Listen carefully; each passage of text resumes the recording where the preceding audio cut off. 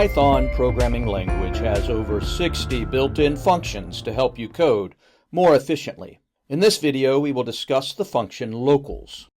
Hi, Python enthusiasts. In this video, we're exploring the locals function, a powerful built-in tool for inspecting the local namespace in Python. By the end of this video, you'll know what locals does, when to use it, and how it can help you debug and analyze your Python code. Let's dive in. What is locals? It's a built-in Python function that returns a dictionary representing the current local symbol table. Here's the syntax. Simply the locals function, because locals takes no arguments. The return dictionary maps variable names to their current values in the local scope. This function is particularly useful for debugging and dynamic programming. Why use locals? It provides a snapshot of all variables and their values in the current local scope. Here are the key concepts. It's primarily used to inspect the local namespace, such as in functions or blocks of code.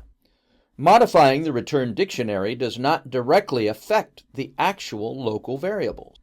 In the global scope, locals behaves like globals, returning the global namespace.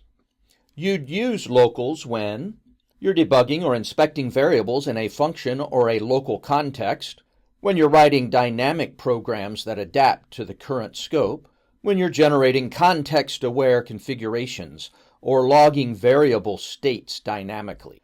It's an invaluable tool for understanding what's happening in your code at any point.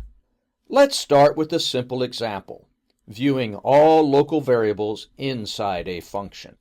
Note we have the function example function with two variables, then we print the results of the locals function. Here, locals returns a dictionary containing the variables x and y along with their value.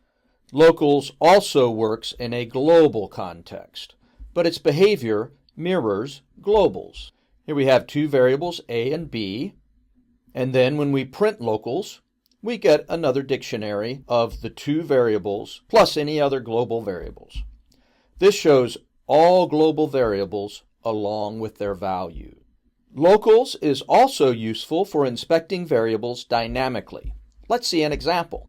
We define the function dynamic example with three variables, x, y, and z, and we run a for loop calling locals on each of the items. So here locals is used to iterate over all variables and print their names and values dynamically. Locals is incredibly useful for debugging. Let's see how to use it to log the current state of variables. This code snippet provides a snapshot of all local variables, making it easier to identify issues or confirm expected behavior. You can also use locals to dynamically generate or inspect default argument values. Here, locals returns a dictionary of function arguments and their values, making it useful for context-aware programming. Here are some important points about locals. It's primarily for inspection. Changes to the return dictionary don't affect the actual local variables. In the global context, locals behaves like globals.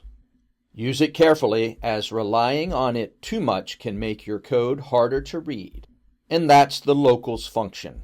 To recap, it provides a dictionary of variables and their values in the local scope.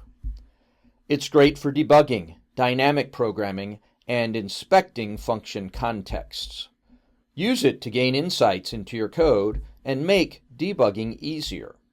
Thanks for watching. If you found this video helpful, don't forget to like, share, and subscribe for more Python tips. Happy coding!